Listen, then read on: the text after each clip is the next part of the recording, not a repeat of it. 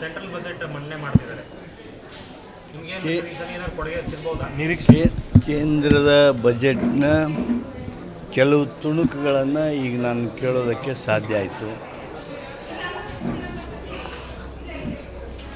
ಕರ್ನಾಟಕದ ಪ್ರವಾಸೋದ್ಯಮದ ಬಗ್ಗೆ ಗಮನ ಕೊಟ್ಟಿದ್ದಾರೆ.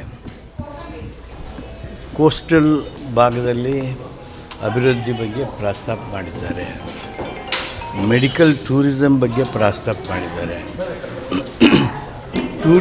ಟೂರಿಸಮ್ ಮಿತ್ರಗಳು, ಟೂರಿಸಮ್ ಗೈಡ್ಸ್ ಅಂತ ನಾವು ಹೇಳ್ತೀವಿ, ಅವರನ್ನು ವಿಸ್ತೃತವಾಗಿ ತರಬೇತಿ ಕೊಡಬೇಕು ಹಾಗೆ ಅಂಥೇಳಿ ಅದು ಒಂದು ಘೋಷಣೆ ಇದೆ.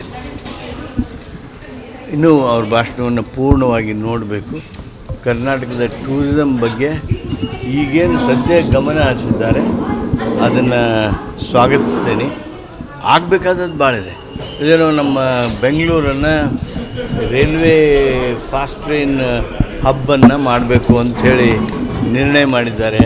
ಅದು ಸ್ವಾಗತಾರ್ಹವಾಗಿದ್ದು, ನಾವು ಈ ಬಜೆಟ್ ಮೂಲಕ ಏನು ನೋಡ್ತಾ ಇದ್ದೇವೆ ಅಂದರೆ, ನಮ್ಮ ರಾಜ್ಯಕ್ಕೆ ನೀಡಬೇಕಾಗಿರ್ತಕ್ಕಂಥ ನ್ಯಾಯಯುತವಾಗಿರ್ತಕ್ಕಂಥ ಪಾಲು ಈ ಒಕ್ಕೂಟದ ಈ ನಮ್ಮ ವ್ಯವಸ್ಥೆಯೊಳಗೆ, ಸಂಯುಕ್ತ ಒಕ್ಕೂಟದ ವ್ಯವಸ್ಥೆಯೊಳಗೆ ಕೋಆಪರೇಟಿವ್ ಫೆಡ್ರಲಿಸಮ್ ಶಕ್ತಿಗೊಳಿಸ್ತಕ್ಕಂಥ, ಆ ಬಲ ಕುದುರಿಸ್ತಕ್ಕಂಥ ಈ ಟ್ಯಾಕ್ಸ್ ಡೆವಲ್ಯೂಷನ್ ಹೆಂಗೆ ಮಾಡ್ತಾರೆ.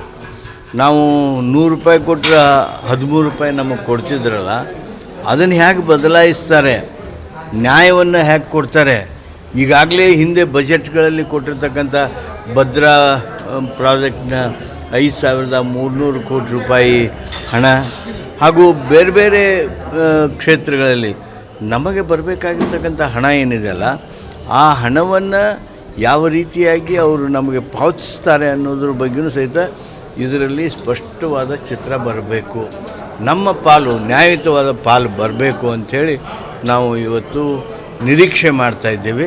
ಬಜೆಟ್ ಪೂರ್ಣ ಆಗೋವರೆಗೂ ವೆಯ್ಟ್ ಮಾಡ್ತಾರೆ. ಸರ್, ಆತ್ಮಹತ್ಯೆ ಸಂಬಂಧಪಟ್ಟಂತೆ ಡಿಫರೆಂಟ್ ಆದಂಥ ಆಯಾಮಗಳನ್ನು ಚರ್ಚೆ ಆಗ್ತದೆ. ಉದ್ಯಮಿಗಳು ಈ ರೀತಿ ಮಾಡ್ಕೊಳ್ತಾ ಇದ್ದಾರೆ ಸರ್, ಅಂತ ಒತ್ತಡ ಏನಿದೆ?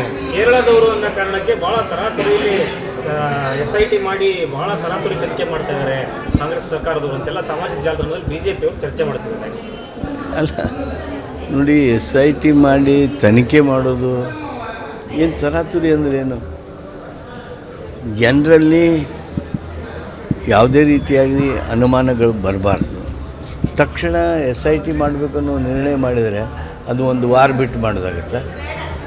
ಬೇಗ ಮಾಡಬೇಕು ಅಂದರೆ ಸುಳಿವುಗಳು ತಕ್ಷಣ ಸಿಗ್ತಾವೆ ಅಂಥೇಳಿ ಆ SIT ಮಾಡಬೇಕಾಗಿರ್ತಕ್ಕಂಥ ನಿರ್ಣಯ ಏನಿದೆ ಅತ್ಯಂತ ಸಮಂಜಸ. ಸಿದ್ಧಾರ್ಥ ಅವರ ಸಾವು, ಅದಾದ ನಂತರ ರಾಯ್ ಅವರ ಸಾವು ಸಂಬಂಧಪಟ್ಟಂತೆ ಈ ಇನ್ಕಮ್ ಟ್ಯಾಕ್ಸ್ ಡಿಪಾರ್ಟ್ಮೆಂಟ್ಗಳನ್ನು ದುರುಪಯೋಗ ಮಾಡ್ಕೊಳ್ತಾರೆ, ಬೆದರಿಕೆ ಹಾಕೋ ಪ್ರಯತ್ನ ನಡೆದಿದೆ ಅಂತಲೂ ಚರ್ಚೆ ಸರ್. ಒಂದು ಕಡೆ ನನಗೆ ಆ ವಿಷಯದಲ್ಲಿ ಹೆಚ್ಚಿನ ಮಾಹಿತಿ ಇಲ್ಲ.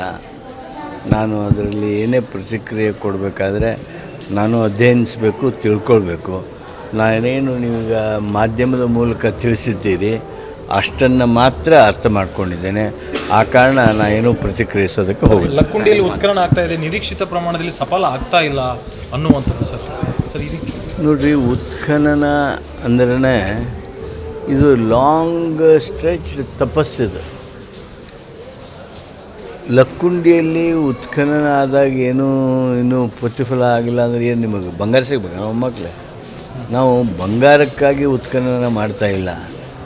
ಅಲ್ಲಿರ್ತಕ್ಕಂಥ ಏನು ಕಲಾ ಸಂಪತ್ತಿದೆ, ಅಲ್ಲಿರ್ತಕ್ಕಂಥ ಇತಿಹಾಸ ಏನಿದೆ, ಅಲ್ಲಿರ್ತಕ್ಕಂಥ ಬೇರೆ ಬೇರೆ ಪ್ರಾಚ್ಯಾವಶೇಷಗಳಿವೆ, ಇವುಗಳ ಬಗ್ಗೆ. ಆಮೇಲೆ ಅದು ಏನೇನಿತ್ತು, ರಾಷ್ಟ್ರಕೂಟರು, ಚಾಲುಕ್ಯರು, ಬಾದಾಮಿ ಚಾಲುಕ್ಯರು, ಕಲ್ಯಾಣಿ ಚಾಲುಕ್ಯರು, ಕಳ್ಚರೂರು, ಇವರೆಲ್ಲರೂ ವಿಜಯನಗರ ಅರಸರವರೆಗೆ ಅದು ಒಂದು ಅತ್ಯಂತ ಮಹತ್ವದ ಸ್ಥಳವಾಗಿರ್ತಕ್ಕಂಥದ್ದು.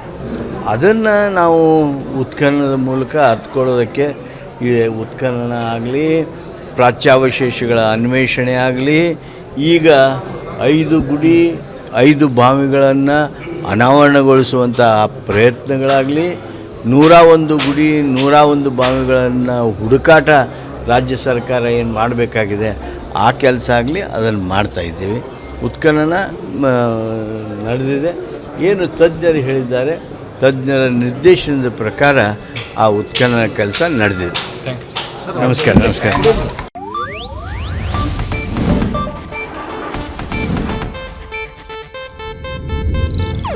ಇದು ಏಷ್ಯಾನೆಟ್ ನ್ಯೂಸ್ ನೆಟ್ವರ್ಕ್ ಪ್ರಸ್ತುತಿ.